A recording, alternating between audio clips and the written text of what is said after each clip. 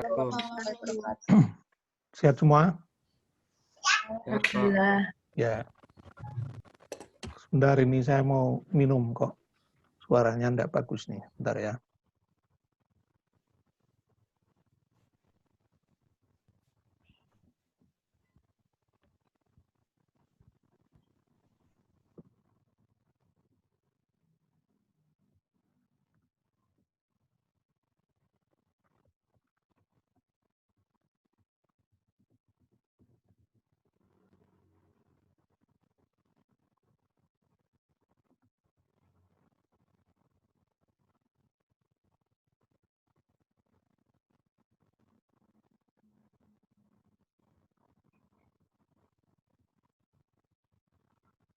Ya, baik. Ini semester berapa? Semester 5, Pak. Pak. Berarti yang hubungi saya untuk diskusi itu kelas Anda atau kelas lain? Ilmi gitu. Ilmi itu Ilmi STR, Pak. STR, Oh, STR, bukan di D3 ya. Oke. Mau ada seminar nasional, biasanya kan akhir tahun. Oh, iya, Pak. Ya. Nah, hari ini kita mudah-mudahan bisa 2 ya. Belajar virus atau 2,5 karena kebetulan saya masih punya slide replikasi. Jadi nanti untuk yang pertemuan yang replikasi mungkin sudah tercicil ya. Bahasa Indonesia campur bahasa Jawa, tercicil. Nyicil kan bahasa Jawa. Baik, langsung saya buka slide-nya ya. Slide pertama adalah kaitannya dengan desinfektan. Tapi untuk supaya suasana belajar virologi makin menarik, sekarang karena zaman COVID, mari kita ikuti ini, video ini ya. In December 2019, China notified the World Health Organization. Saya cek suaranya bisa masuk? Kurang jelas, Pak, suara videonya. Jelas, Pak. Suaranya. Kurang jelas, mungkin setting Iya. sebentar. Settingnya. Setting itu di Zoom, di share ya, di share-nya.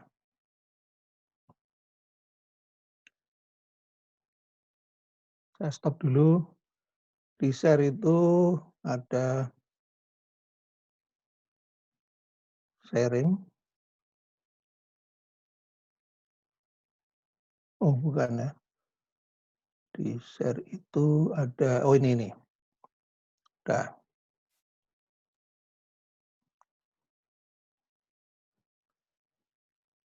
Saya ulangi. Kelihatan slide-nya? Kelihatan, Pak. Kelihatan, Pak. Saya bikin full screen ya. Ini kita di tengah sini ada, saya nggak tulis pengaruh dan desinfektan terhadap virus ya. Saya lupa nulis. Nanti kalau yang saya serahkan nanti saya koreksi. Nah, kita masuk ke ini.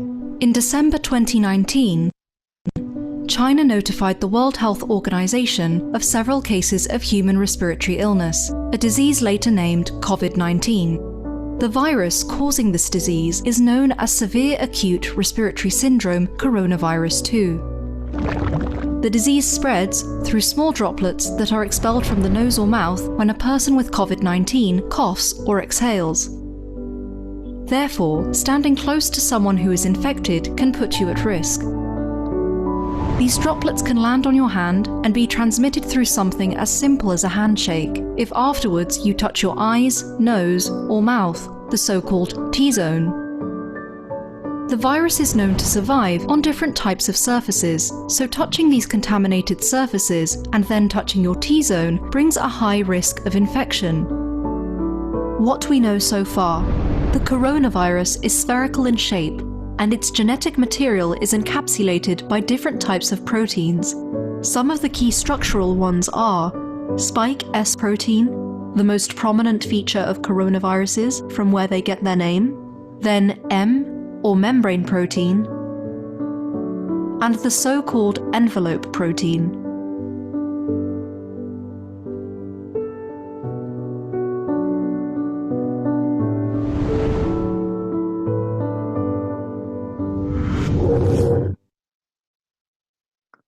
Oke. Dari situ mari kita diskusi. Mungkin pengetahuan Anda sudah sering browsing sendiri apa itu virus dan bagaimana strukturnya. Paling tidak yang COVID ini.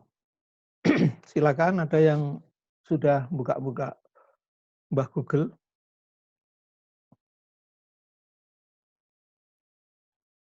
Kalau dulu pertemuan tertulis pakai WA kan banyak pertanyaan dan banyak ini. Kalau lisan kok kelihatannya agak macet ini. Pengalaman saya begitu. Kalau tatap muka langsung itu sedikit yang tanya, tapi kalau tertulis itu sangat menarik sekali, pertanyaannya cerdas-cerdas itu ya. Nah, sekarang saya mau minta pendapat Anda, virus itu makhluk hidup apa makhluk tidak hidup?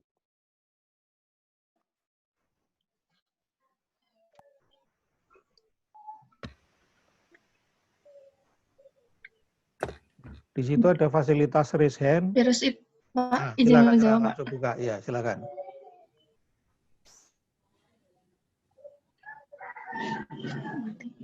Ya, silakan tadi siapa? Iya.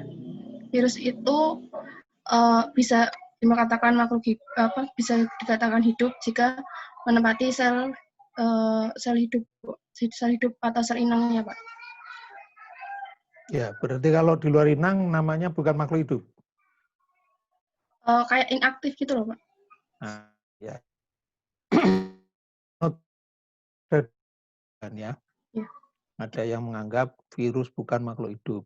Sehingga salah seorang dokter dari Jawa Timur itu menyatakan santai aja menghadapi virus. Nah, begitu selesai video WA-nya itu, Jawa Timur merah menyala. Ya, saya catat beliau dari Lamongan, dari Tulungagung. Ya, seorang dokter. Saya tidak bermaksud untuk mengkritisi dokter sejawat saya, tapi karena diunggah di YouTube. Di seluruh dunia tahu kan kalau di YouTube. Dan saya komentari secara tertulis bahwa virus itu makhluk hidup. Sebab kalau tidak hidup, dia nggak mungkin penetrasi. Ya kan? Memang dia salah satu makhluk hidup yang dibentuk seperti itu oleh Yang Maha Kuasa. Hanya selnya tidak lengkap, ya. Ada nukleusnya, tapi tidak punya sitoplasma. Tapi punya pembungkus. Pembungkusnya kalau COVID jelas dari lipid, sehingga bisa disaponisasi dengan sabun. Nah, itu sehingga mereka hancur. Ya, itulah virus. Jadi saya sampai mengatakan kalau ada kelilip berupa debu, nggak mungkin terjadi sakit yang ARDS atau Acute Respiratory Distress Syndrome kan. Nggak perlu sampai begitu. Tapi kalau virus jelas itu begitu masuk dia penetrasi. Kemudian dari situ dia mencari target selnya. Jadi kita mengenal virus itu ada target sel. Beda-beda ya. Maka virus yang paling luas target selnya itu HIV. Hampir semuanya kena. Tapi dia kalau HIV dia hanya bereplikasi di sel T dan makrofag. Itu yang dicatat. Ada juga pendapat yang di sel lain, tapi yang dua ini sangat banyak pengikutnya dan mudah dibuktikan. Nah, ciri lain kehidupan virus apa? Tadi hidup di sel lain atau sel inang, kemudian berkembang biak. Selain itu apa?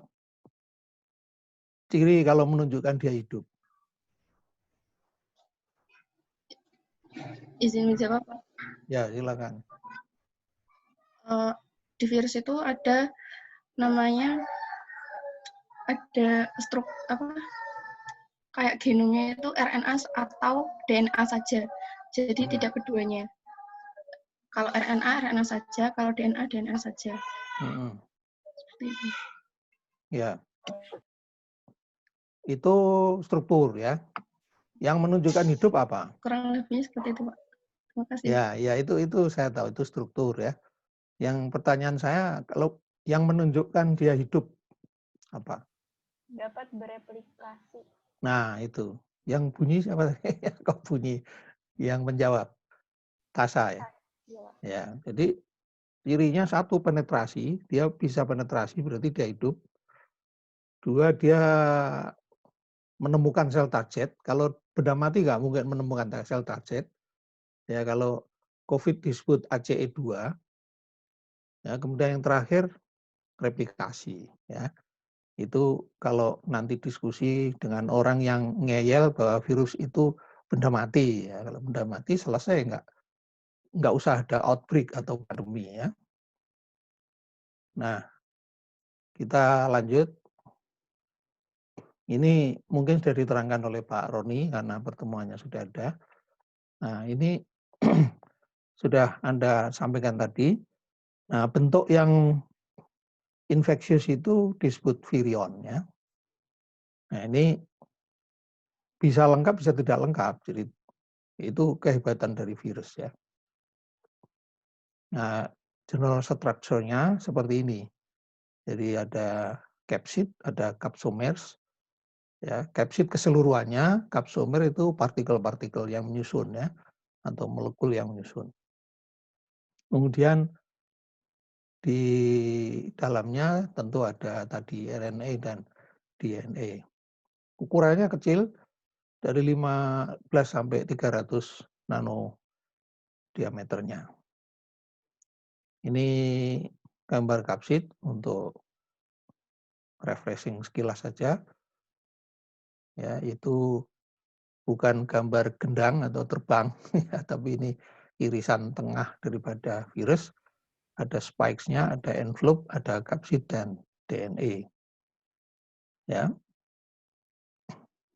Nah, peran kapsid disebutkan adalah pelekatan virus ke sel yang akan diinfeksi menggunakan spikes-nya itu cocok dengan sel targetnya. Ada yang berenvelope atau punya bungkus, ada yang naked atau telanjang ya. Nah, ini tadi disebut ada yang mempunyai spikes itu yang terdiri dari protein yang infeksius. Nah, ini juga menyebabkan gangguan yang serius, misalnya pada virus influenza yang telanjang atau tidak punya amplop disebut naked atau telanjang. Nah, ini contohnya tadi lebih diperjelas strukturnya, mungkin sudah hafal sekali ya. Nah, ini yang terbaru dari COVID tadi yang kita pelajari. Ini salah setting, ini mestinya bulat, penuh ya, bukan benjol. Nah, ini.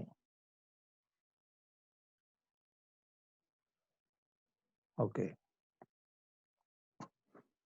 Nah, ini COVID ini desain dari CDC diadopsi oleh seluruh dunia. WHO ini yang pertama mengajukan konsep adalah CDC Amerika Serikat. Genomnya tadi disebut ada DNA atau RNA. Nah, inilah nanti yang dengan lab yang sekarang ini bisa menentukan diagnosa pastinya. Nah, sekarang pertanyaan, diskusi supaya tidak hanya melihat slide saja. Mengapa rapid test dianggap tidak banyak bermanfaat? Dan diagnosis pastinya bukan rapid test, tapi adalah apa?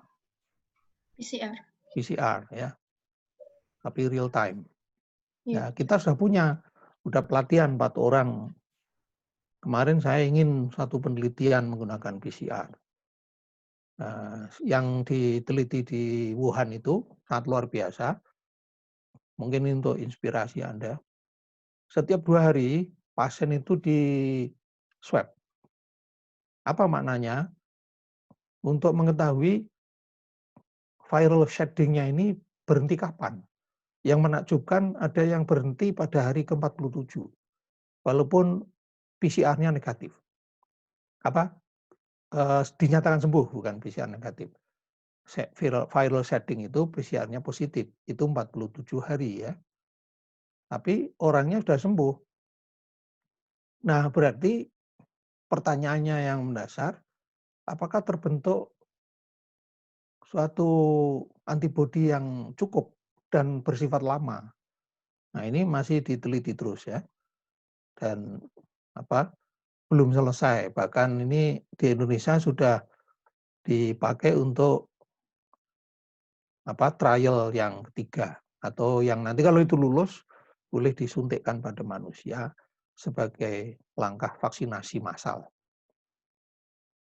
Nah, kalau kita menghadapi seperti ini, makna dari viral shedding ini secara public health, kan Anda belajar public juga. Apa implikasinya? Silakan. Dan portal of exit-nya banyak. Ya. Portal exit yang tadi disebutkan dari mulut dan hidung. Tapi ada dideteksi feses mengandung COVID-19. Berarti portal of exit-nya bisa dari saluran cerna. Tapi bukti belum menunjukkan bahwa terjadi penularan melalui food and drink borne ya. Jadi belum waterborne, masih dianggap. Airborne pun masih diskusinya keras antara yang droplet dengan yang airborne ya. Tapi saya penganut airborne sejak awal. Ya, sebab kalau tidak airborne, mengapa penularannya begitu cepat? Memang betul mengandungnya itu dikandungnya virus adalah di droplet. Tapi droplet itu mampu terbang kalau udara turbulen. Maka itu desain Indonesia yang dulu, di mana saya SMP dan SMA, itu sekarang malah laku. Di mana jendelanya itu panjang-panjang dan tinggi-tinggi. Ya, model Belanda itu. Tapi sekarang sudah tertutup rapi dengan tanpa ventilasi sama sekali karena air condition ya, atau AC. Nah, sehingga bingung sekarang, nggak boleh masuk Anda. Karena kalau masuk harus 30%. Berarti kelasnya harus nambah. Nah, sekarang dari rumah. Kendalanya sangat berarti bagi kita adalah praktikum. Ya kan? Karena praktikum itu komponen yang paling besar di vokasi, 60% ya. Tapi sekarang ini terhambat. Mudah-mudahan dengan vokasi dengan praktikum yang model baru Anda bisa tetap paham ya, tetap eksis sebagai tenaga ahli laboratorium medik. Nah, pertanyaan saya, viral shedding yang lama itu implikasinya apa? Silakan sambil saya buka. Nah, ini 3 materi digabung jadi satu kayaknya waktunya terlalu pendek karena 50 menit kan. Ada desinfeksi, ada inokulasi atau isolasi, ada. Silakan setengah menit, siapa yang mau nyebut implikasi dari adanya viral shedding atau ditemukannya partikel virus pada pemeriksaan jauh setelah orang yang dinyatakan sembuh.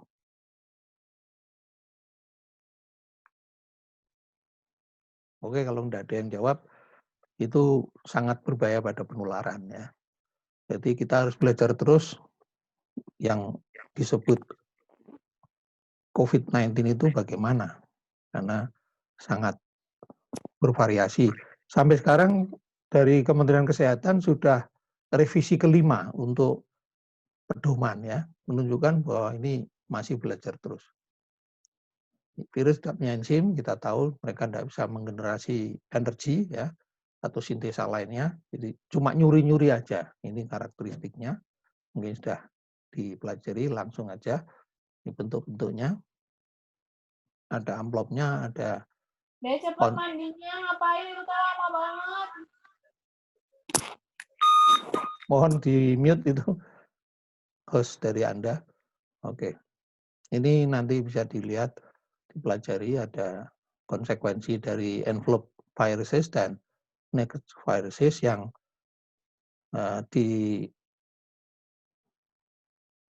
dihadapkan atau di compare terhadap apa? Drying, heat, deterjen, acid, dan protease. Nah, kita langsung masuk ke klasifikasi.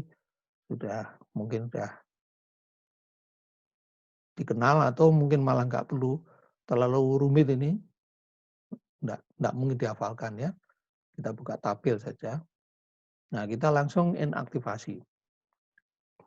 Gunanya apa? Adalah sterilisasi. Bisa di lab, bisa di rumah sakit, bisa di klinik, dan lain-lain. Yang berikutnya untuk desinfeksi permukaan atau kulit. Itu dilakukan ketika operasi, pasti selalu dilakukan desinfeksi.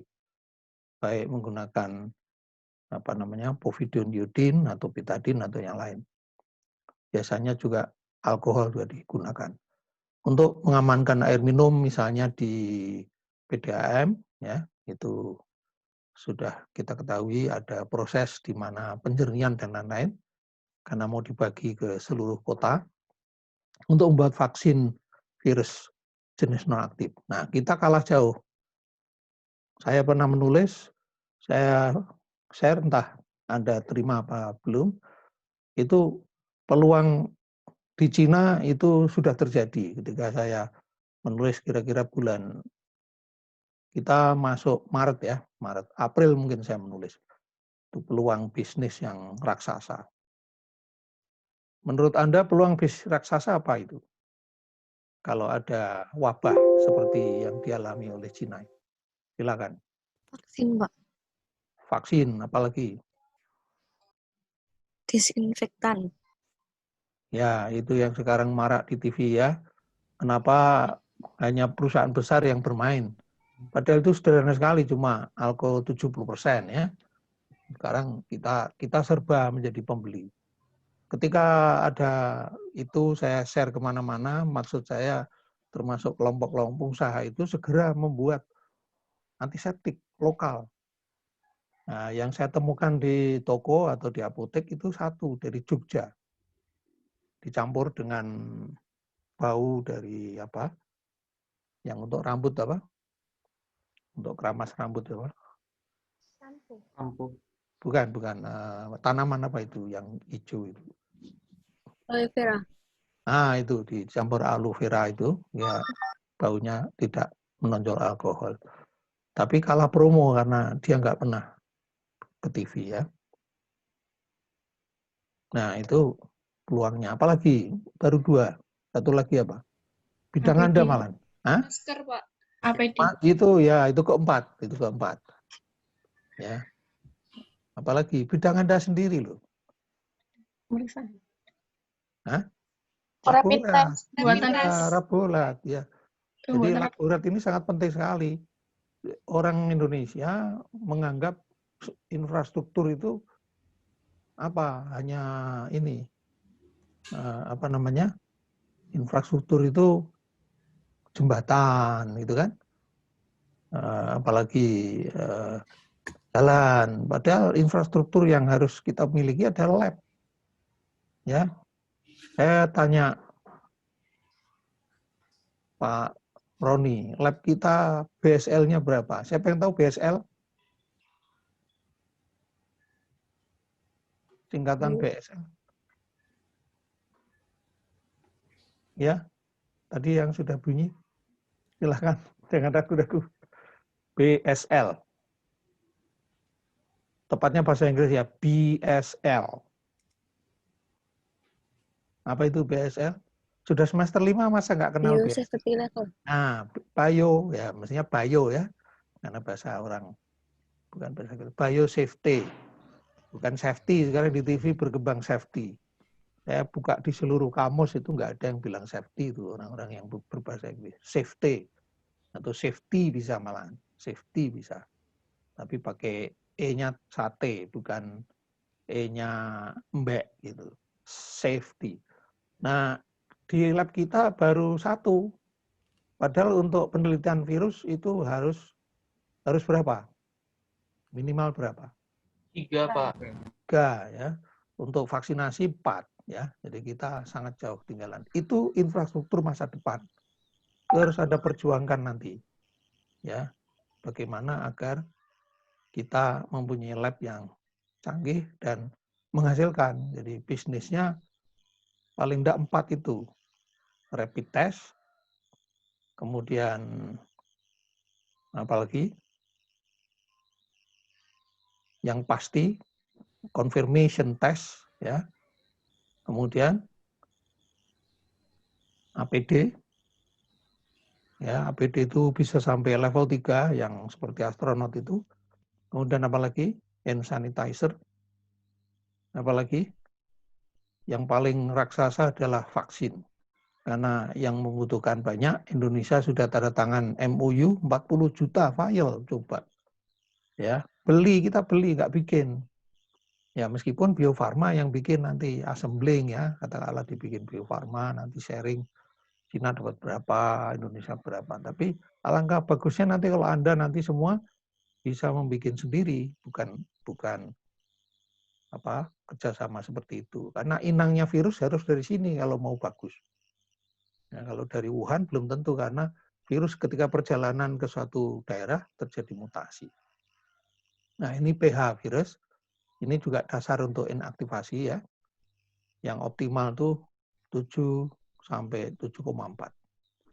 Berarti kalau kurang dia mati, kecuali arbovirus. Atau lebih ya dibasahkan malah juga mati. Nah berapa virus bersifat resisten terhadap kondisi asam. Maka itu virus itu bisa lewat, ya bisa menyebabkan diare. Radiasi juga bisa, yaitu dengan sinar X atau UV. Ya. Beberapa waktu yang lalu terjadi dialog atau debat ramai sekali, sinar UV yang mana yang bikin vitamin D atau provitamin D dalam tubuh kita berubah menjadi vitamin D ya. Ya, itu rame, enggak apa-apa.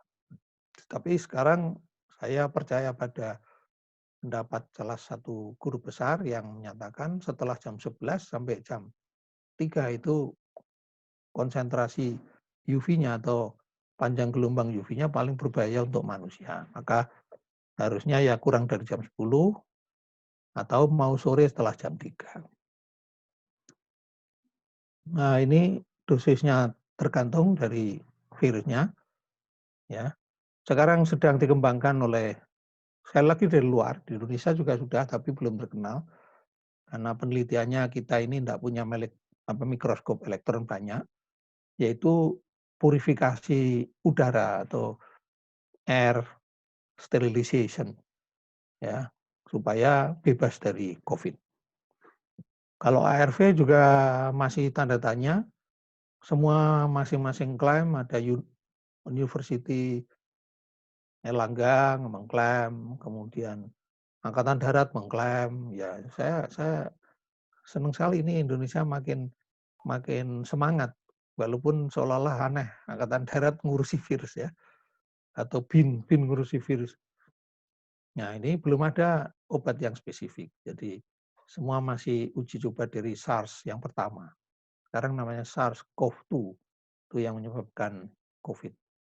Nah, menurut CDC ini jenisnya sangat banyak sekali. Nah, yang paling mudah ditemukan adalah alkohol. Berapa persen? Minimal 67. Atau secara rata-rata 70% ya. Berapa detik? Nah, itu diusulkan sama ya, tapi kan susah karena menguap. Ya, cukupkan aja pokoknya tidak dikelap lagi, begitu di alkohol maka diangin-anginkan sudah dianggap itu sudah cukup. Ya, juga ada pendapat lisol dan klor. formalin dan beta propiolaktan ya. Ini bisa dibaca di miliknya BPSDM. Kemudian pembiakannya bagaimana? Tentu nomor satu isolasinya. Nah, kita masih terkendala karena banyak lab masih BSL-nya rendah ya. Ada BSL 1 atau BSL paling-paling 2. Saya pernah penelitian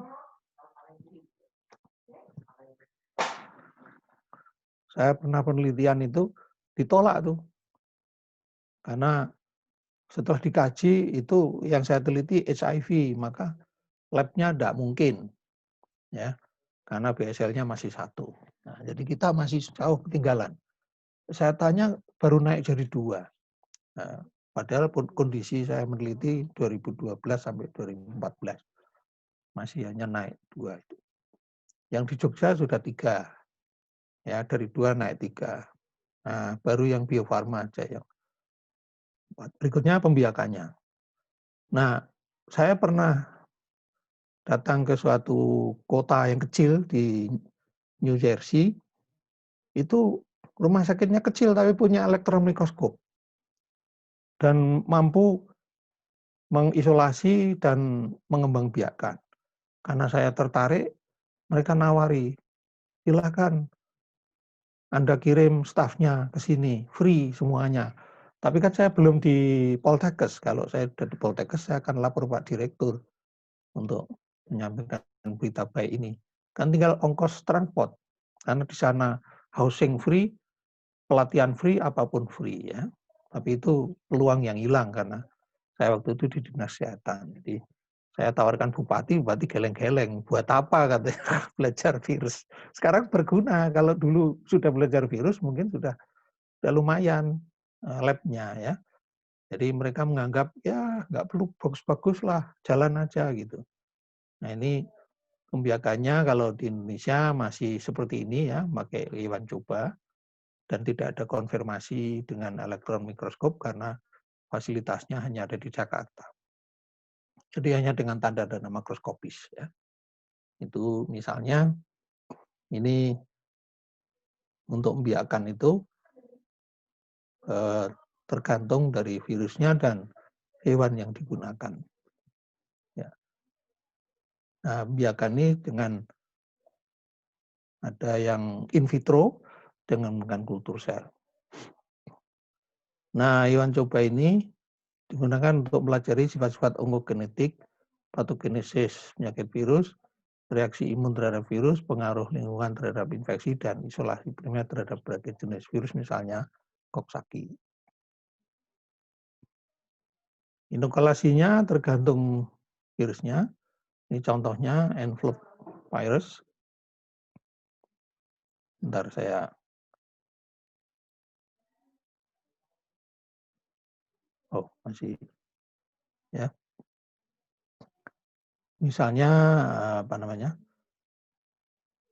Sampai mana tadi? Betul ya ini ya. Ini kalau pH asamnya, kalau pH-nya asam maka ini berpengaruh pada virusnya. Ya. Atau yang berikutnya adalah yang melakukan inokulasinya ini berbagai teknik.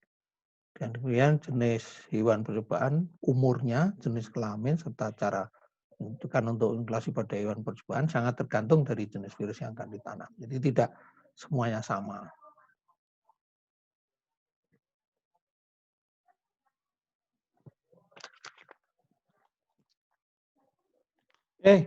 Tutup, tolong tutup tuh.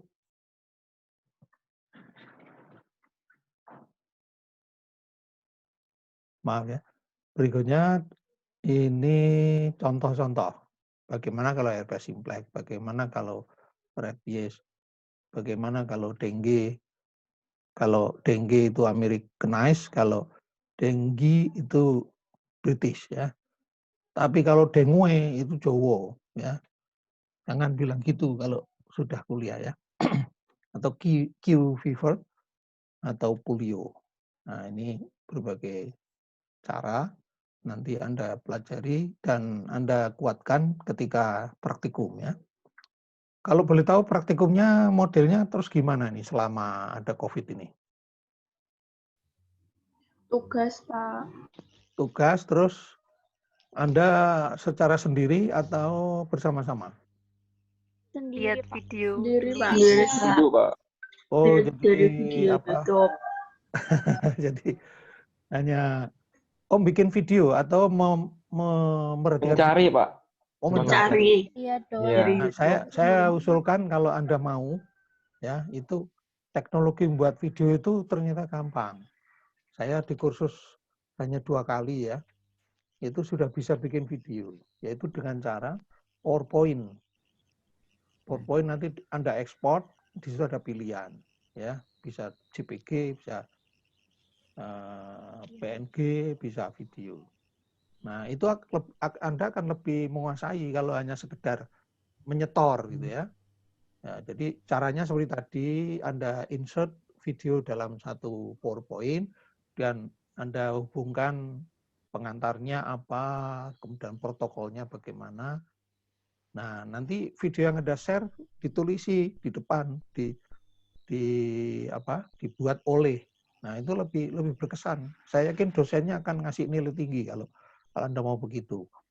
Ya, dan enggak perlu lama. Saya pernah praktekkan ya kira-kira 4 jam. Saya menggunakan waktu Sabtu itu ya. Sabtu kan libur. 4 jam sudah jadi satu. Durasinya bisa diatur dari panjang pendeknya PowerPoint itu. Ya. Nah, nanti saya tunjukkan hasil karya saya. Siap.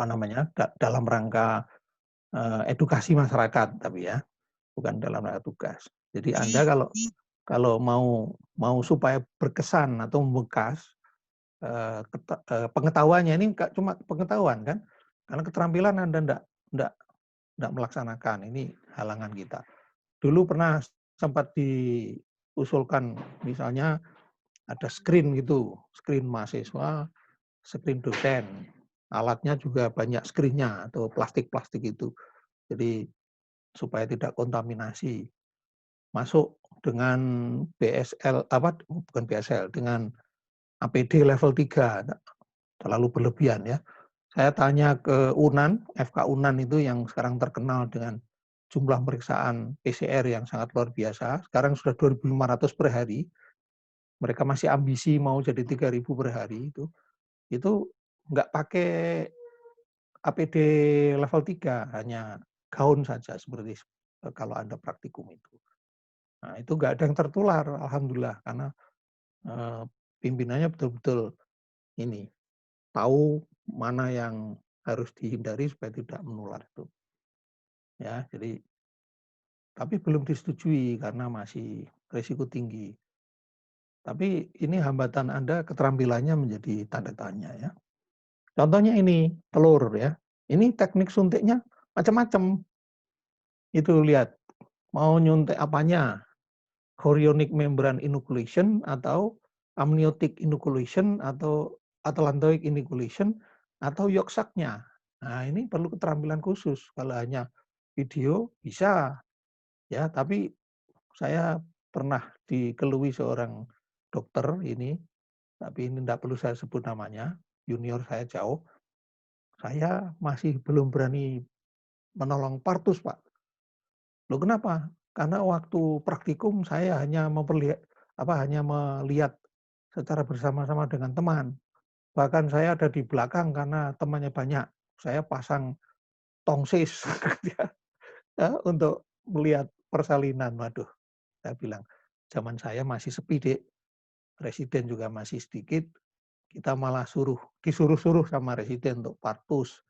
Sehingga saya mampu melakukan partus normal, bahkan saya pernah melahirkan dalam keadaan patologis ya. Satu sungsang, satu kembar gitu ya. Itu dalam hidup ini kan berkesan, seorang dokter umum tapi pernah melahirkan patologis. Nah, ini halangannya begitu. Jadi saya usulkan nanti Anda semua membuat video ya. Ini pembiakan dengan telur, ada jenisnya virus, ada umurnya, ada pengeramannya. Nah, suhunya juga diatur. Sekarang suhu nggak masalah karena banyak piranti pengeraman itu sudah diatur dengan suhu yang tepat secara otomatis ya, dan ada indikatornya di luar, jadi sangat menarik sekarang ini. Beda dengan dulu yang serba manual ya. Nah itu tadi inokulasinya sudah saya sampaikan, ada berbagai teknik dan itu harus dikuasai ke depan. Tapi mungkin ini karena advance, jadi Anda dilatih yang pokok-pokok mungkin ya. Karena pengembangan virus di Indonesia ini labnya masih terbatas. Berikutnya pada biakan jaringan. Ya ini dengan kultur jaringan ini selain membiarkan virus dapat juga dilakukan berbagai macam tindakan. Jadi misalnya seperti Wuhan itu sangat luar biasa. Mereka terpapar endemi karena masih dalam negeri itu Desember. Sekarang mereka sudah berani menawarkan trial untuk vaksin level 3 atau tahap 3. Luar biasa. Nah, saya jadi ingat tahun 89 saya punya 2 orang teman dari Cina itu. Ya. Ketika sekolah MPH itu. Nah, itu mereka memang sangat kuat belajarnya ya, sangat rajin dan semangat. Tapi kelemahan di bahasa Inggris waktu itu. Sehingga yang satu fail, milih pulang, yang satu fail tapi milih tetap untuk mengikuti program berikutnya dan dibolehkan. Jadi dia dapat ijazah 2, satu namanya ijazah sitting in, jadi hanya sebagai peserta, tidak usah ujian, tapi kewajiban dia selalu belajar bahasa Inggris 2 semester. Nah, mungkin setelah saya pergi, dia sudah lulus dan mungkin sekarang sudah jadi tokoh di Cina. Saya enggak punya kontak lagi. Waktu itu memang belum ada musim gadget ya. Jadi teman-teman yang sekolah sudah hilang semua, nggak punya kontak lagi.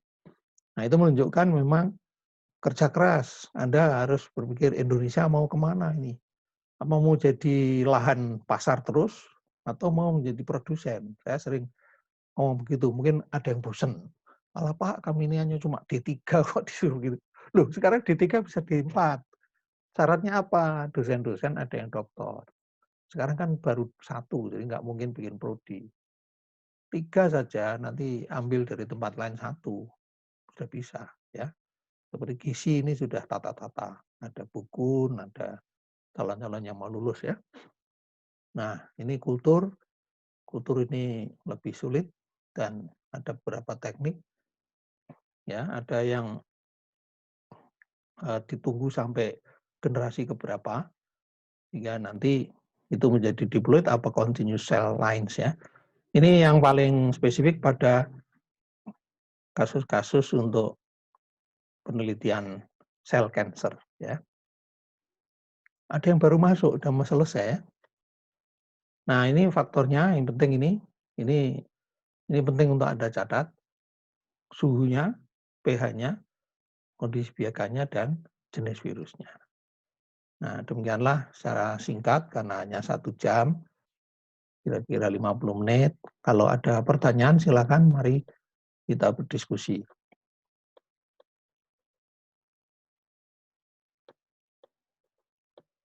Ada pertanyaan? Oh, maaf. Ya. Chat juga boleh, tapi chatnya sepi. Ya. Malah ada yang nggak ada orangnya ini 074 Alisa Hot. Siapa ini? Alisa Hot. Oh, ada. Ya, saya suka sambil keliling-keliling untuk ngecek apakah hadir secara real atau hanya tayangan profilnya. Vira Puspasari. Ada nggak ini orangnya? Oh ada, alhamdulillah. Mezralia. Jadi kalau kuliah buka ya, karena ini kelas ya. Kalau seminar silakan, mau tidur-tidur nggak masalah itu. Tahu-tahu dapat sertifikat. Karena bisa di rumah. Nah, ini malah ada di mobil nih, Astri nih. Sedang perjalanan kemana nih? Lagi pulang ke rumah, Pak. Dari mana? Dari Semarang. Oh, Dari Semarang, nggak takut corona. Pakai mobil Pak, makanya aman. Oh, aman ya. Ya Allah. Selamat ya. Ya. Itu cucu saya sudah pinter tuh. Hati-hati ada corona. Ya. Ada pertanyaan? Febi ini enggak muncul. Febi ini. Ada orangnya enggak nih? Oh, ada ya.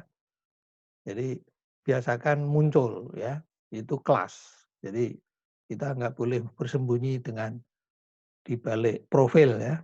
Kalau saya profilnya di lab itu pakai jas lab itu.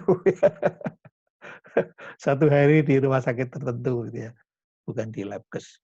Bukan di mana? Poltekkes. Nanti Anda cari berbagai macam, saya mencoba browsing luar biasa sekarang tentang isolasi, inokulasi, kultivasi, macam-macam bahan untuk dipelajari ya.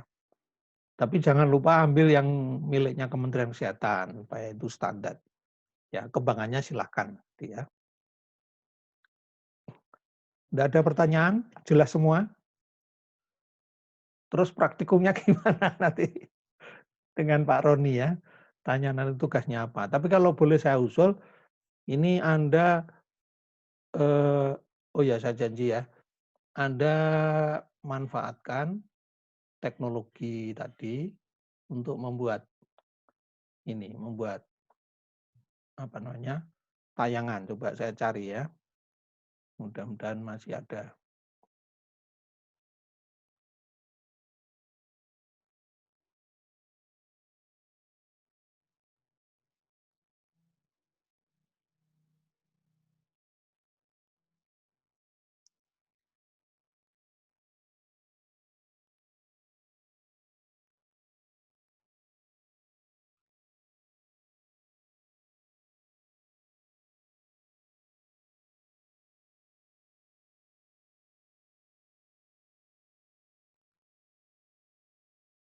Oh, ini bukan yang virus, tapi ini contoh aja. Ini suatu hari ada rapat gitu ya.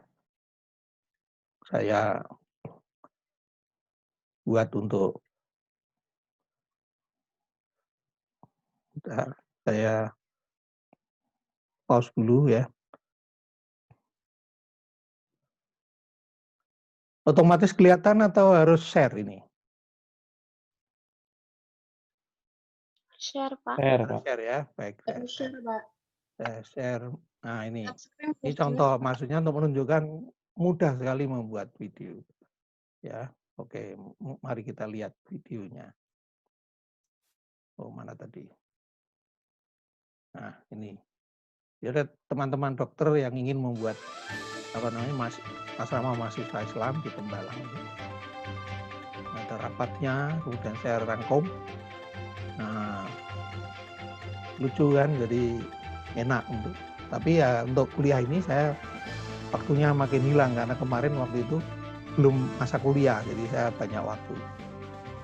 Nah ini dulu sudah pernah digagas 2 tahun tidak ada kabar. Nah ini mau digerakkan lagi.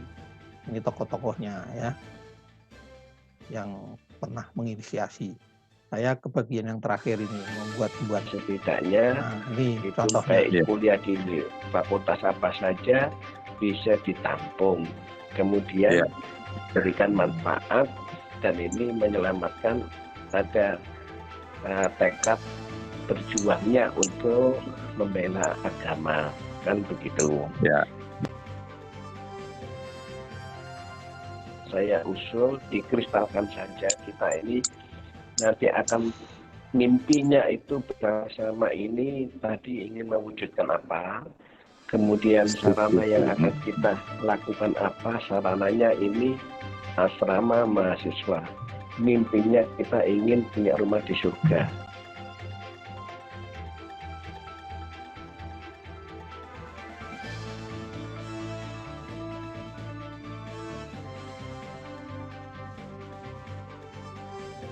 Nanti itu tadi Dok, mungkin perlu reorganisasi, perlu penataan kembali. Baik. Iya. Perlu tenaga muda itu udah kita lihatkan. Iya, setuju. Ya, mau Mohon yang punya kader-kader ini bisa dilibatkan.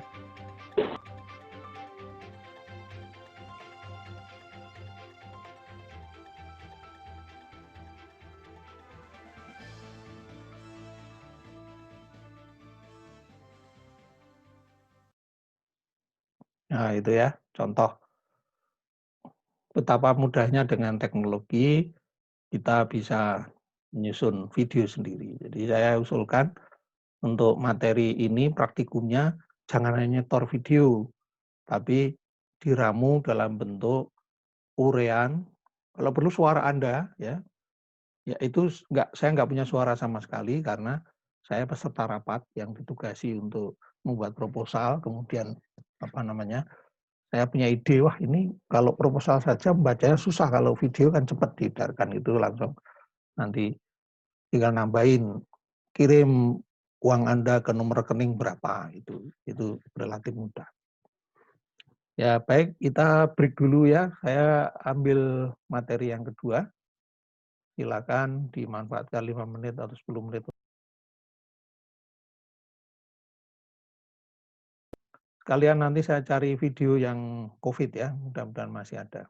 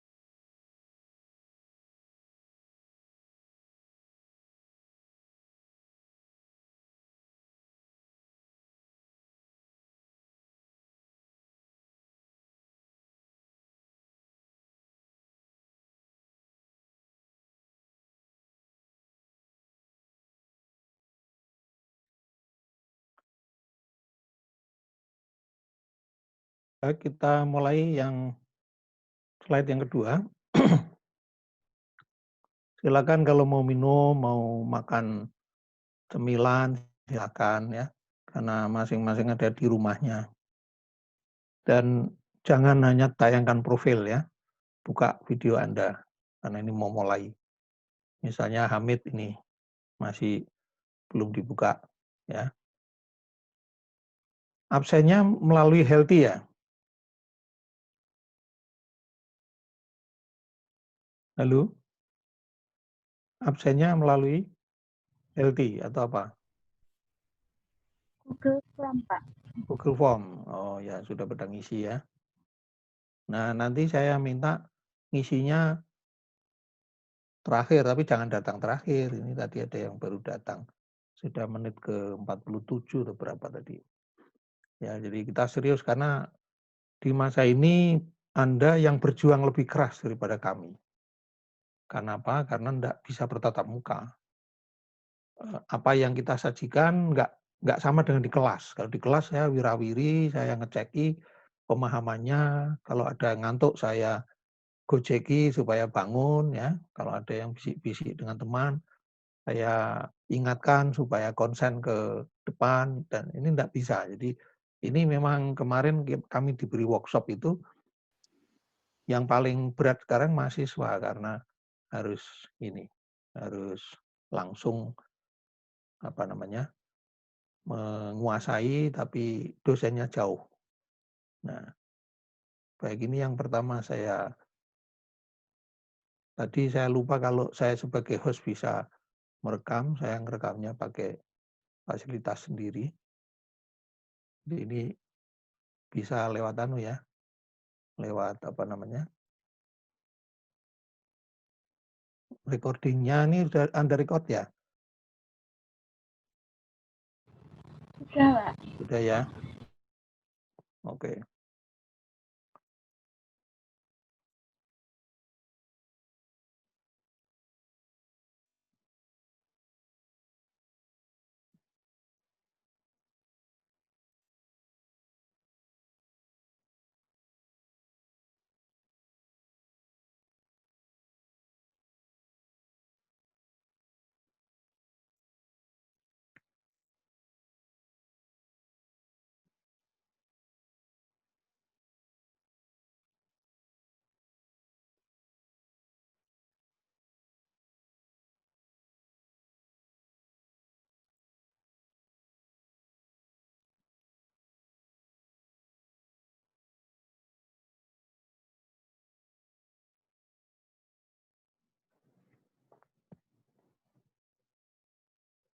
Ya, baik.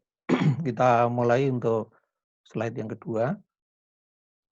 Ini saya ditugasi untuk menyampaikan klasifikasi virus DNA. Ya, ini mari kita lihat tayangannya. Kita buat full screen. Dan alhamdulillah ketemu. Ya, jadi mari kita saksikan. Mulai. Ini adalah pertama kali setelah negeri kita dinyatakan masuk dalam pandemi coronavirus. Mudah-mudahan seluruhnya selamat. Tidak ada yang saling menularkan penyakit. Karena setelah diteliti, para ahli menemukan 80% dari orang yang positif adalah OTG atau tanpa gejala, atau dalam bahasa kedokterannya disebut carrier atau pembawa virus.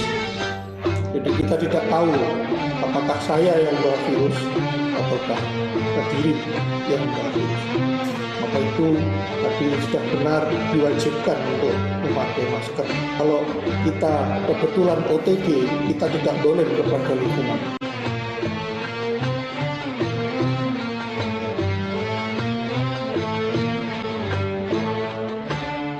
Mengeluarkan droplet lebih banyak dan lebih jauh semburannya dibanding orang yang batuk. Akan diuraikan slide berikutnya.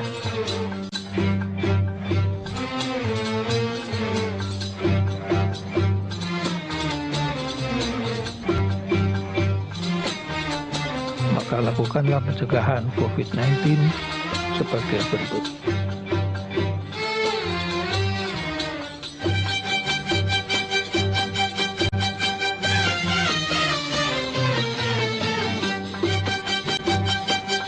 Untuk teman-teman sejawat tenaga kesehatan, dokter, paramedis, dan yang lain, selamat berjuang Bapak Ibu, Saudara semua. Untuk masyarakat dan umat, marilah terus berjuang dengan mematuhi tata kehidupan yang sehat dan protokol-protokol pencegahan COVID-19 dan juga penyakit lain sehingga kita selalu sehat, terhindar dari penyakit-penyakit yang berbahaya. Semoga kita semua mendapat pertolongan Allah Subhanahu wa taala, selamat dari penyakit berbahaya dan sehat selalu. Amin.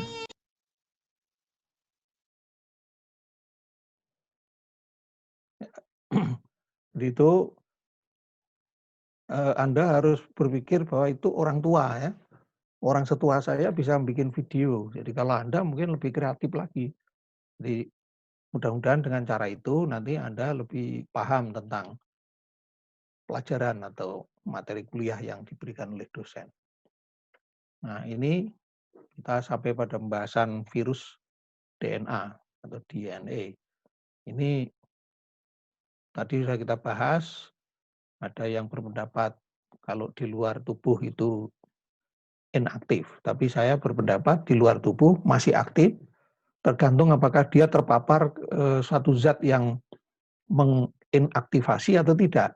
Kalau tidak, maka di droplet yang jatuh ke misalnya untuk COVID ini ke permukaan yang keras, malah tahan sampai 3 hari. Kalau kertas 1 hari, kalau tembaga 4 jam. Nah, para ahli menilai, 4 jam ini mungkin tembaga mempunyai zat yang menginaktivasi virus COVID-19 ya. Nah, ukurannya kecil, bersifat berukuran nano, sedangkan droplet itu berukuran mikron.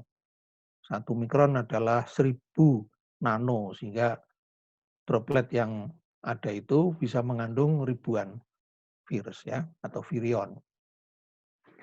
Virus merupakan organisme yang harus selalu hidup dalam sel ya. Jadi dia mencuri dari inang untuk diassembling ke dalam dirinya dan dibagi-bagi pada calon keturunannya. Hingga nanti dibading atau dilepaskan dari permukaan sel inangnya itu sudah terbungkus oleh membran yang diambilnya juga. Jadi serba mengambil sehingga host itu mengalami kesulitan atau bahkan kematian. Di kasus COVID-19 mengalami ARDS ya, kalau itu terjadi di susunan saluran napas yaitu paru-paru. Berdasarkan atas hospes atau tuan rumah tempatnya menumpang, dibedakan atas virus hewani pada hewan dan manusia dan tanaman serta bakterial. Jadi ada bakteriofag ya. Pada virus tipe DNA memiliki basa nitrogen timin, adenin, sitosin, dan guanin. Virus DNA memiliki struktur double helix ya. Jadi 2 untai. Ini Anda bisa jadi host apa enggak ini? Atau hanya saya? Kalau Anda jadi host, masukkan temannya yang baru masuk. Baik. Kebablasan. Nah, ini review lagi ya supaya hafal. Ada DNA, ada RNA, dilindungi oleh kapsidnya, maka nukleokapsidnya ini terbagi menjadi 2 jenis, naked atau envelope. Ada bungkusnya atau telanjang. Dan yang envelope ini seperti COVID-19, SARS ya, SARS-CoV-2 itu terdiri dari membran lipid sehingga mudah diurai dengan sabun. Mana yang lebih bagus? Tadi belum kita bahas. Desinfektan alkohol, apakah sabun? Bagaimana pendapat Anda sekalian? Sabun. Sabun. Sabun skala sabun atau hanya sabun tertentu? Ini hanya pengetahuan saja, ngecek pengetahuan. Silakan. Ada banyak sabun, ada ya, silakan. Yang antiseptiknya lagi coba. Tertentu, Pak. Tertentunya bagaimana? Yang ada kandungan antiseptiknya. Yang ada kandungan antiseptiknya. Nah, Anti mikroba. apalagi?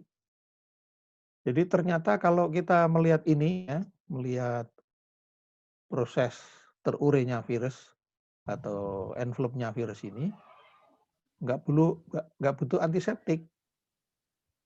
Ya, Anda ambil teori saponifikasi, itu kan semua lipid terlarut atau dilarutkan. Ya, jadi boleh sabun apa saja ternyata.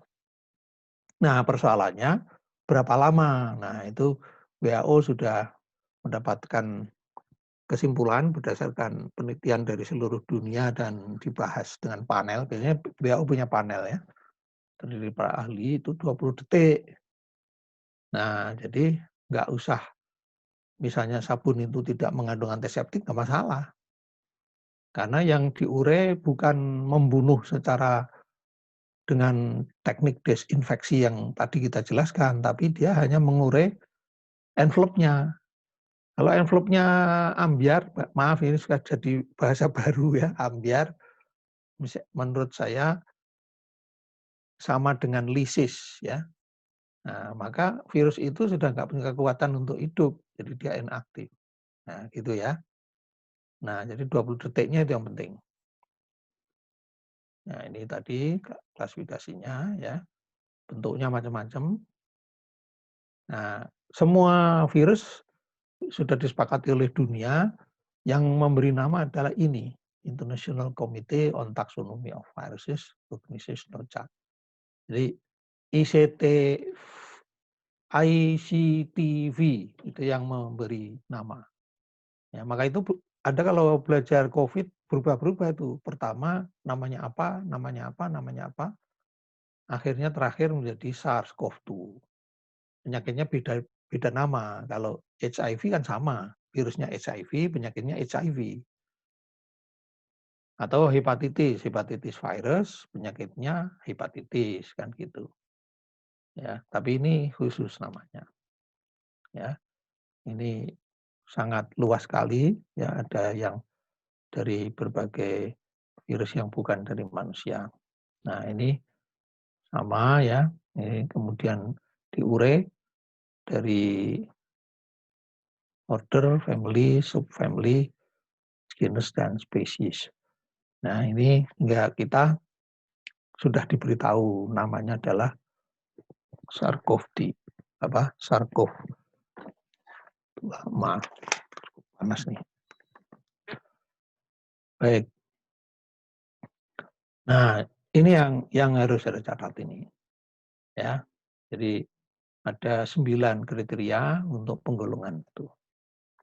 Jadi ini kurang N, beruntai ya. Ya, kemudian ukuran, kerentanan terhadap fisik, kimia, terutama ether, kemudian enzim khusus. Nah, ini yang berguna untuk replikasi ya, enzim itu, sifat-sifat imunologik, kemudian metode penularan alami, kemudian inang, kemudian jaringan dan tropismenya sel, sifat patologik virus terhadap sel atau jaringan hospes, gejala klinik yang ditimbulkan virus. Nah, kita lanjut ke virus DNA adalah virus yang memiliki DNA ya sebagai materi genetik dan bergantung pada DNA untuk mereplika atau replikasi dirinya menggunakan DNA polimerase sebagai DNA dependent. Asam nukleat yang dimiliki biasanya beruntai ganda, ya, double stranded. Ini singkatan dari double stranded atau tapi bisa juga tunggal, single stranded. Virusnya memiliki kelompok 1, kelompok 2 dari sistem klasifikasi tadi ACTV ya. Di Baltimore ini virus dia beruntai tunggal biasanya berkembang menjadi rantai ganda saat terdampar di sel yang terinfeksi. Meskipun virus grup 7 seperti hepatitis B mengandung genom DNA, mereka tidak dianggap virus DNA sesuai dengan klasifikasi Baltimore. Melainkan sebaliknya virus mereplika dirinya karena mereka melalui perantara RNA. Nah, ini pembagiannya yang double stranded maupun yang belum saya edit ya, ini nanti diedit sebelum saya serahkan Anda. Jadi ada Caudovillares. Jadi ini pasti bergunanya karena bukan dari blog ya, dari situs resmi Kementerian Kesehatan. Kemudian ordonya, familinya, genera yang belum tertanda adalah ini. Dan Anda tidak perlu ngapalin ini ya. Kalau sudah deret-deret gini itu tabel, nggak perlu ada hafalkan adalah prinsip-prinsipnya. Berikutnya single stranded, ini bakteriofag yang belum bertanda. Itu Inoviridae dan Microviridae. Famili yang belum tanda adalah macam-macam ini, ya. Sesuai dengan namanya, hanya memiliki asam deoksiribonukleat. Famili yang termasuk dalam golongan DNA ini adalah Parvoviridae, Papovaviridae, Adenoviridae, Herpeto. Ini mirip-mirip namanya kan? Ini kan herpes. Ya. Iridoviridae, tapi ada yang beda. Poxviridae dan Hepatnaviridae. Ini mari kita lihat penyakitnya. Poxviridae itu menimbulkan campak atau cacar air atau myxomatosis pada kelinci dan penyakit pada burung hantu. Nah ini mestinya gini nih salah enter tadi. Harusnya saya enter sejajar ini ya. Infeksi mulut dan alat kelamin manusia. Kalau adeno dan juga bisa tumor. Kalau adeno itu infeksi usus dan alat pernapasan manusia, konjungtivitis dan tumor. Kalau Papoviridae atau Parvovirus itu kutil. Nanti kita jelaskan sedikit tentang kutil ini.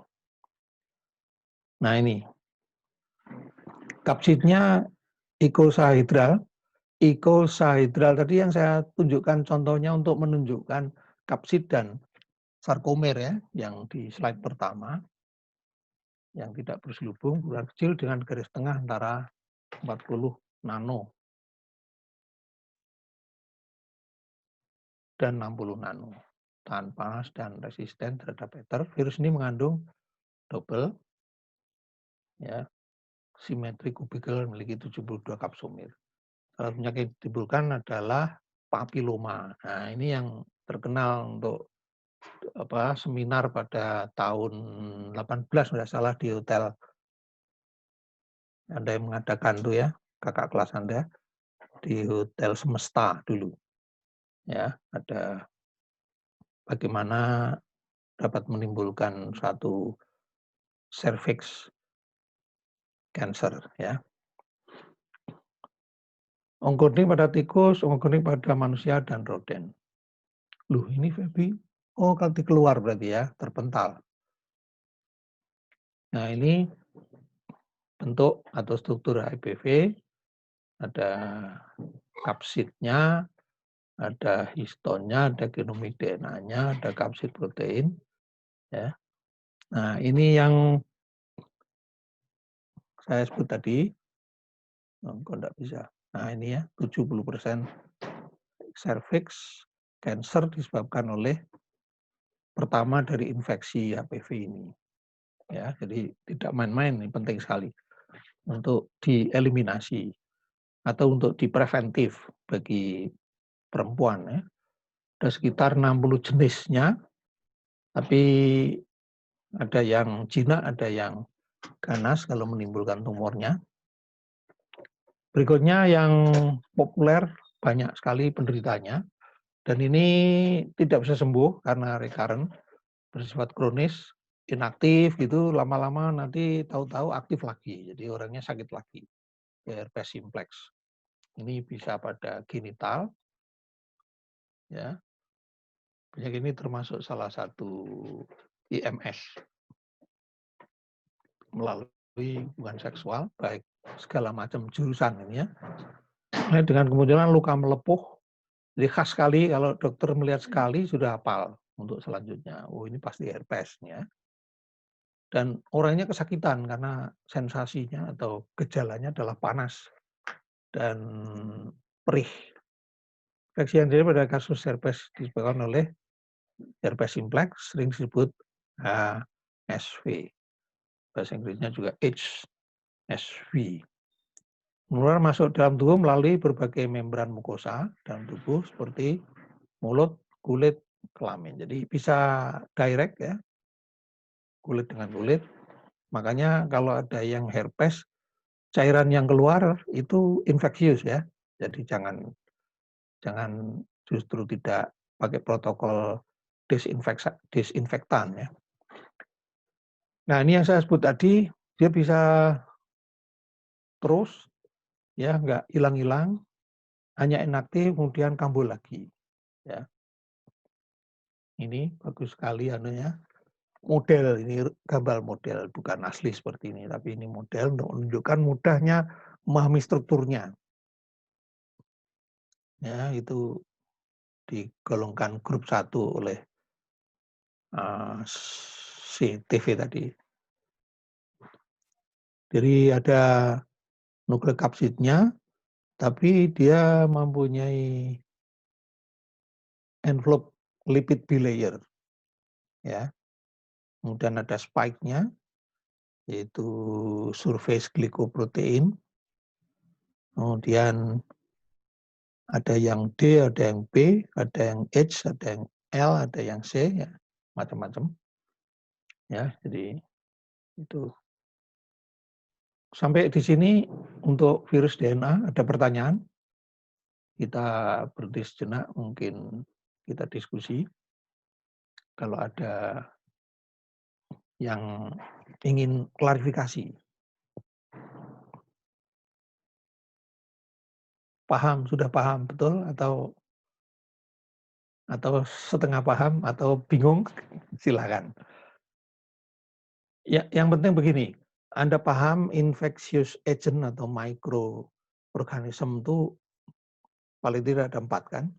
Ada bakteri, ada virus, ada jamur, ada parasit. Nah, itu diapalin tuh. Ya, karena nanti ada kalanya ada deteksi langsung. Contohnya adalah sitohisto untuk urin. Nah, itu kan bisa mendeteksi macam-macam, sel epitelnya bisa, kristalnya bisa, ya. Kemudian bakterinya bisa. Biasanya kokes itu tampak pada mikroskop biasa. Tapi virus enggak, jadi enggak usah dipikirkan. Tapi virus itu deteksinya adalah dengan antibodinya atau antigennya dengan ELISA atau dengan yang lain ya. Jadi diperiksa kalau virus bukan isolasi langsung berupa virusnya, tapi akibatnya, yaitu antigeniknya, ditemukan antigennya atau antibodinya, yaitu terutama IgM dan IgG. Nah, IgM, IgG ada belajar imunologi, itu digabung-gabungkan tuh materi yang Anda terima selama ini, karena sudah semester berapa ini? 5 ya?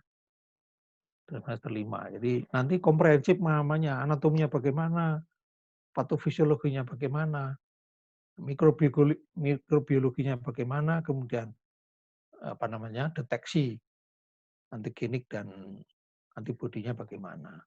Itu yang harus Anda kuasai, tapi nanti kalau sudah praktek di suatu lab ya sesuai perintah saja ya. Sesuai perintah. Artinya pemeriksaannya X, maka Anda kuasai protokolnya sedetail mungkin, jangan keluar dari protokol. Ya. Maka itu dikenal ada CME. CME apa? Itulah CME.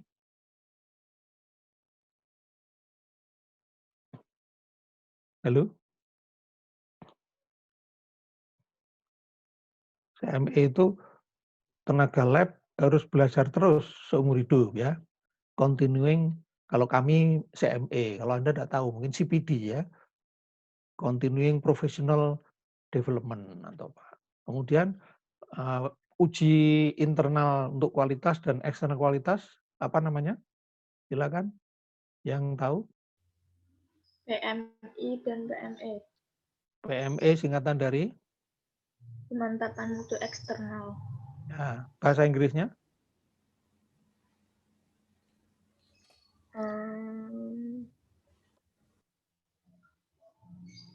E-nya mesti di depan ya kan? External, quality measurement. External quality measurement. Belakangnya apa? External quality. Belakangnya apa? Ya? Assurance ya. Jadi tapi pihak luar yang mengerjakan. Jadi misalnya lab dari kabupaten ke provinsi. Ya. Tapi ada kalanya provinsi dianggap masih perlu ditingkatkan lagi ke lab pusat misalnya, atau lab yang di Indonesia dianggap menjadi standar, gold standard ya, sehingga nanti bisa menambah kualitas dari lab yang Anda bekerja di dalamnya itu. Baik, untuk DNA virus ada pertanyaan? Kalau enggak kita lanjut ke replikasi ya. Sampai jam berapa ini? 10.40 ya, masih ada kira-kira berapa ini? 16 menit. 16 menit ya, oke. Mudah-mudahan saya banyak menemukan videonya ya. Anda nanti juga bisa mencari ya di YouTube dari berbagai jenis virus ya. Nah, ini nanti jenis yang bagaimana? Ini kita lihat ya.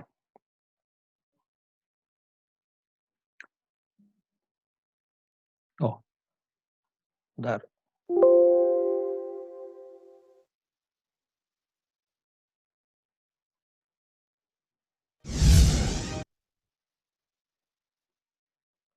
Kok lagi sebentar. Ternyata dari sini aja ya. Dari sini aja.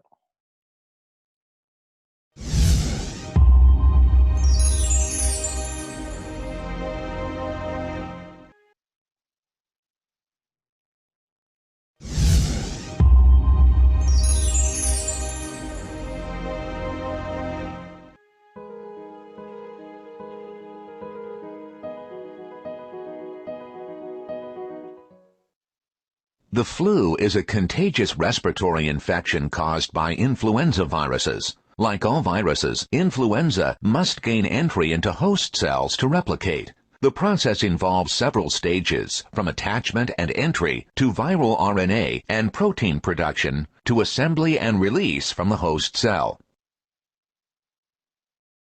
An influenza virus attaches to a cell when hemagglutinin, one type of protein in its viral envelope, binds to a host receptor. Hemagglutinin recognizes receptor polysaccharides that terminate with sialic acid. The cell then takes up the virus by endocytosis. The endocytic vesicle then fuses with a lysosome. A lysosome contains digestive enzymes and an acidic interior, and typically digests contents taken in from outside the cell. Unfortunately for the host, the virus uses the acidity to its advantage. An ion channel allows protons to enter the virus. The acidity inside the viral particle disrupts protein-protein interactions, causing matrix proteins to detach from proteins covering the viral RNA genome. This detachment is the beginning of the uncoating process. It's interesting to note that one type of anti-influenza drug blocks this ion channel.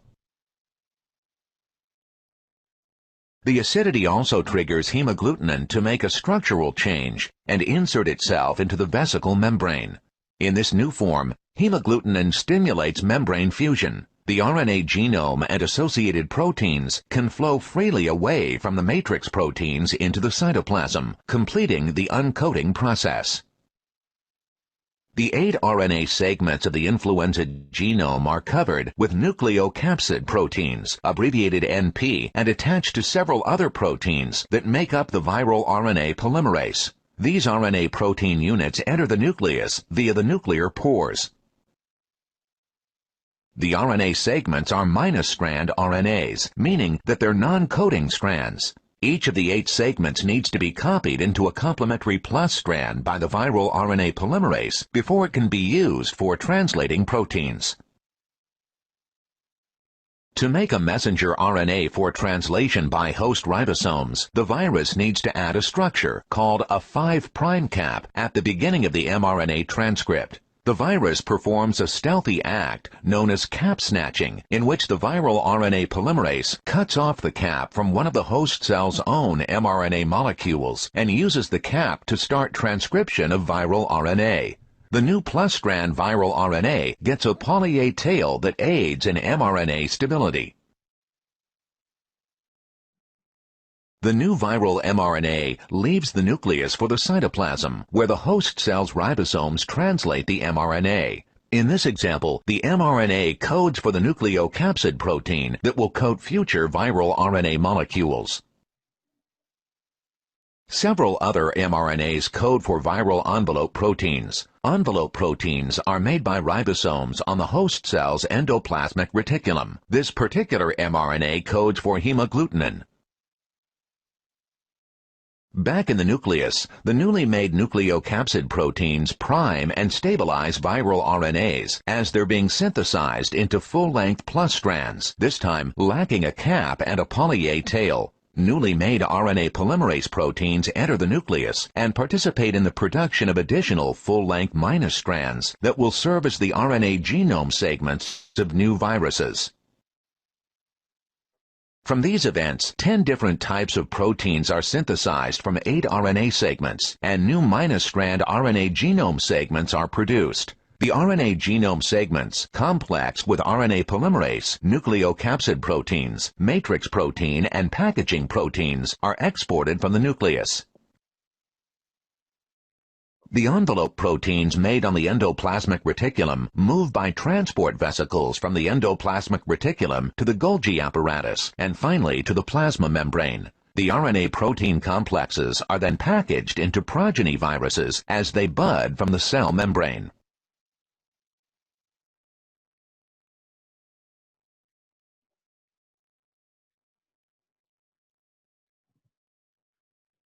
Ya, itu sangat complicated ya, tapi nyuri semua.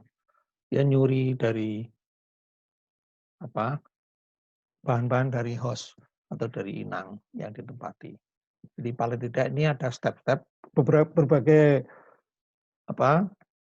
publikasi, ada yang menulis banyak step, ada yang sedikit ya. Ini termasuk yang banyak. Ya, pertama tadi attachment nempel, kemudian adsorption masuk ya. Berbagai zat dari tuan rumahnya diambil, kemudian dia penetrasi masuk. Dan setelah masuk dia melepas dirinya, uncoating ya, dilepas dirinya di dalam sitoplasma, kemudian dia membentuk mRNA dengan enzim yang dia miliki, ambil bahan dari host untuk dikopi istilahnya. Kalau tadi dengan gambar seolah-olah ada kopi lahir RNA yang lain atau DNA yang lain. Kemudian kelima adalah early viral protein synthesis ya. Nah, berikutnya replikasi dari RNA-nya tadi untuk membentuk genomnya sendiri. Kemudian mRNA, kemudian late viral protein synthesis dan assembly. Nah, setelah itu membungkus dirinya, maka keluar dari sel yang ditempati sudah terbungkus ya, dirilis, dan itu terus menerus ya. Makanya kalau akut ya cepat terjadi kerusakannya besar, kalau kronis seperti hepatitis dan HIV itu lama. Nah, ini ada 7 tahap. Mirip-mirip ya. Attachment tanpa absorption, ini langsung penetration oleh expression of virus genes, replication of virus nucleic acid, synthesis of new virion components, packaging. Nah, tadi packaging ada yang dari Golgi, ada yang dari ribosom, kemudian di assembling ngambil membran sel dari tuan rumah, kemudian exit. Dalam ini disebut budding from host cell, tumbuh. Ya, seperti bertunas gitu. Ya. Nah, ini penjelasannya. Jadi itu kira-kira gambaran replikasi dari virus yang sekarang ini diketahui. Berbagai virus beda-beda sedikit ya, misalnya HIV beda, yang herpes beda. Dan sekarang materi pembelajarannya sudah sangat luar biasa. Jadi kalau bisa, karena itu bahasa Inggris, nanti Anda buat kasih suaranya sendiri untuk menjelaskan. Jadi atau pakai PowerPoint pokok-pokok gitu dan diberi suara sehingga menarik. Selain itu nanti berkesan. Siapa tahu Anda punya akun YouTube bisa diunggah setelah selesai ya, setelah di ACC oleh dosennya diperiksa. Nah, saya termasuk dari tim praktikum ya, nanti saya dikirimi juga ya. Jadi ngirimnya ke Pak Roni sama saya nanti untuk supaya saya bisa memberikan usul ini dikasih berapa ini nilai untuk mahasiswa. Nah, ini yang berbahasa Indonesia hampir sama ya. Jadi ini saya tulis, kalau ini saya tulis dalam disertasi saya. Jadi kalau HIV ini pertama penggabungan, kemudian virionnya masuk ke dalam sel T, enzim yang dapat dalam kompleks nukleoprotein menjadi aktif, dan siklus reproduksi virus mulai berjalan. Ini memerlukan koreseptor untuk proses selanjutnya itu melepaskan 2 kopi dari RNA virus, kemudian reverse transkriptasi HIV mengubah RNA virus menjadi DNA yang dibawa oleh nukleik asid. Kemudian DNA dibentuk sangat panjang dan dipotong-potong menjadi sesuai kebutuhan dari virus ya. Jadi beberapa bagian untuk dibawa ke nukleus sel T dan dibantu oleh integrasi HIV ke dalam DNA tuan rumah. Integrasi ini disebut provirus. Provirus tersebut dapat tetap sebagai transkripsional yang inaktif dalam beberapa bulan atau tahun dengan produksi sedikit atau sama sekali tidak memproduksi protein virus baru atau virion. Dalam proses tersebut, HIV yang telah ada dalam sel target penderita dapat menjadi laten. Nah, maka itu Anda mengenal ada periode laten di mana tidak ada simptom yang bermakna. Ya, orangnya merasa tidak apa-apa. Ya, tapi ternyata sudah reaktif atau sudah positif kalau dideteksi apakah antigen apakah antibodinya ataukah malah dicek viral load-nya. Jadi berapa copies per mililiternya sudah bisa diketahui. Karena kita ketahui sel T itu beredar ke seluruh tubuh ya. Jadi bisa dideteksi seperti itu. Nah, ini tahapnya itu. Ini animasinya ada kalau Anda mau cari di YouTube ya. Saya juga punya tapi tadi saya cari kok. Ya.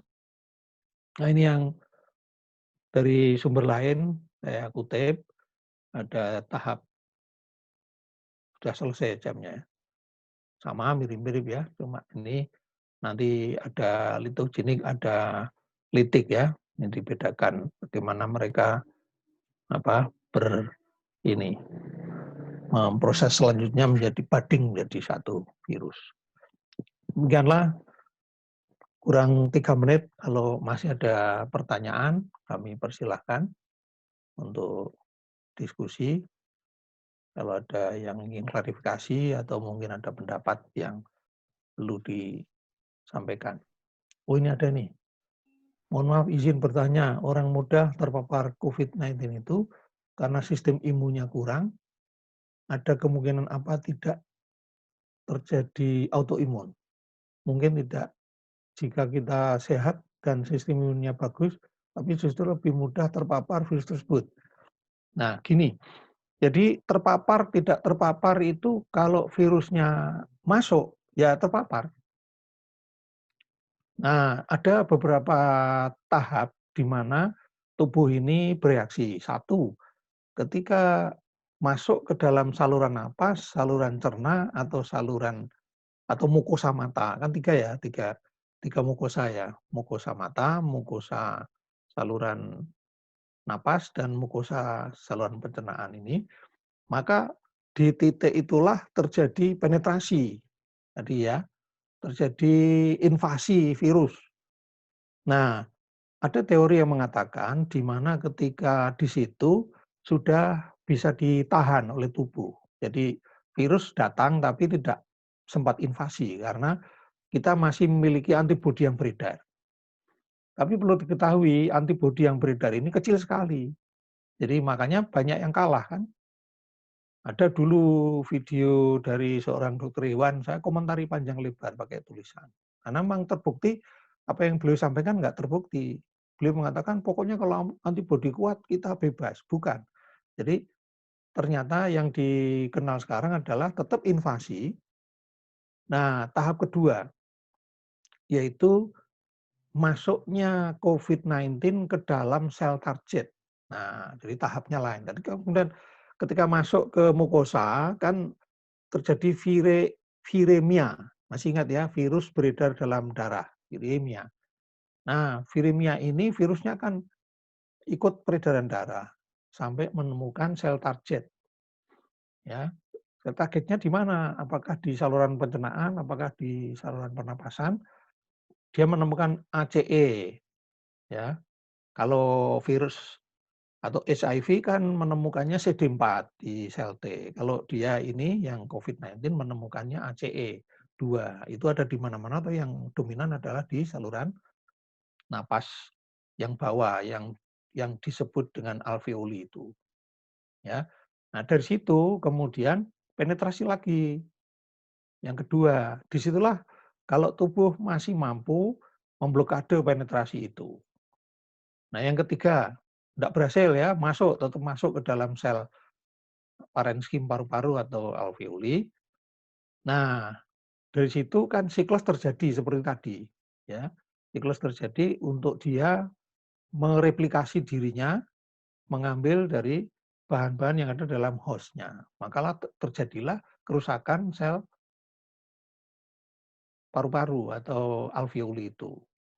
Dan di titik itulah juga terjadi badai sitokin karena reaksi dari inflamasi tubuh. Tubuh berusaha mencegah terjadinya replikasi. Berikutnya lagi yang terakhir, budding.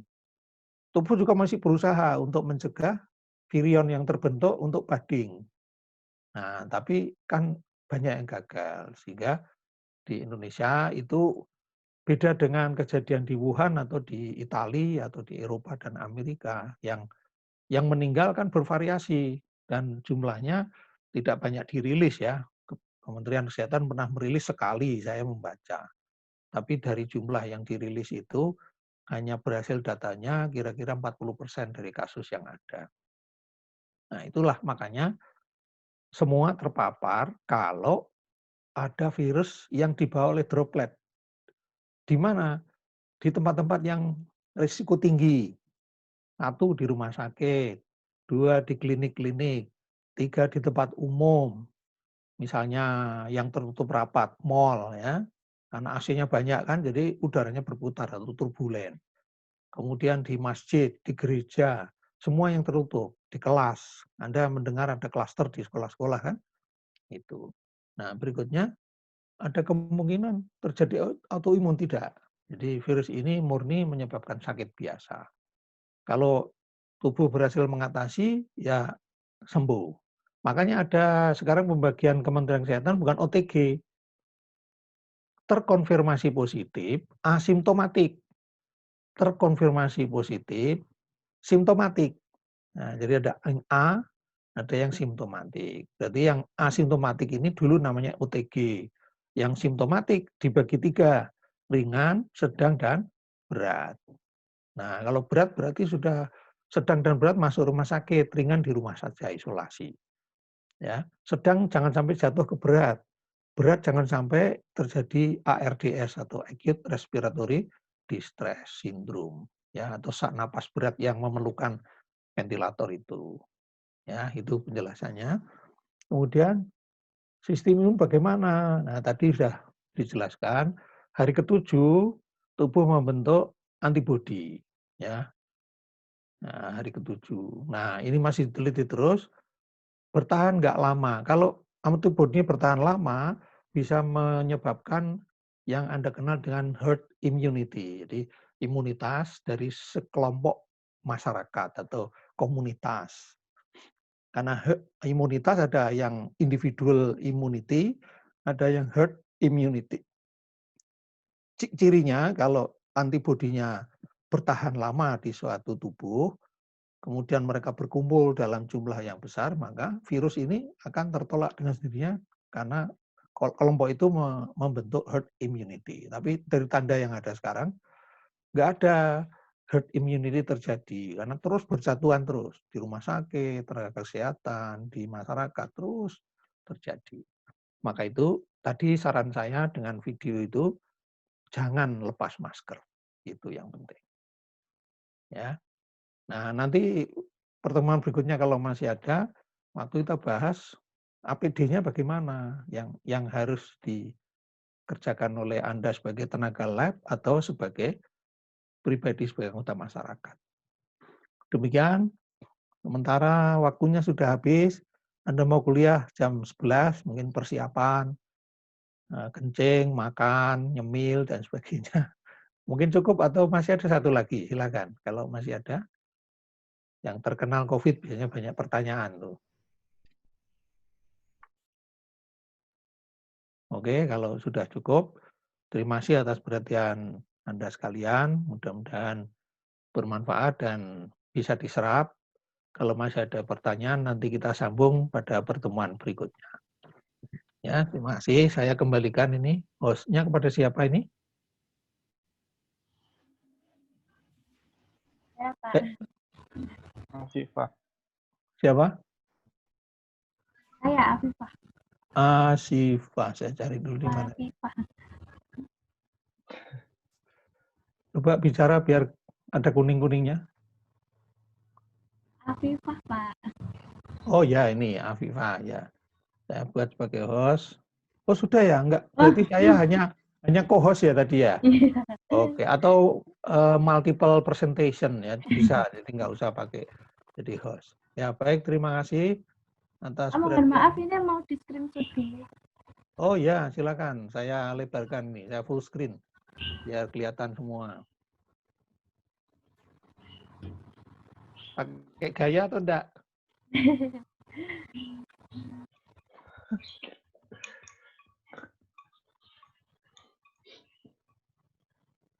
Ya, kalau punya screenshot saya sedang bicara, mungkin bisa dikirim.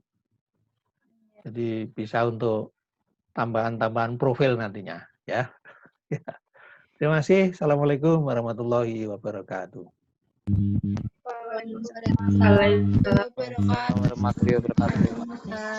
Terima kasih, Pak. Sama Din live ya. Ya, baik.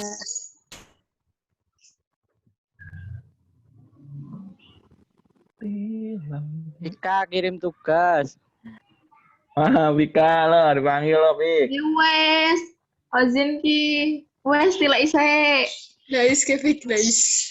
Rasa tinggal. Langsung ditagi di Zoom. Mantap Odin. Sopo Pak Rodni kapan? Keneng dia teriak tekan-tekan. Guys, Pak Roni. Balik.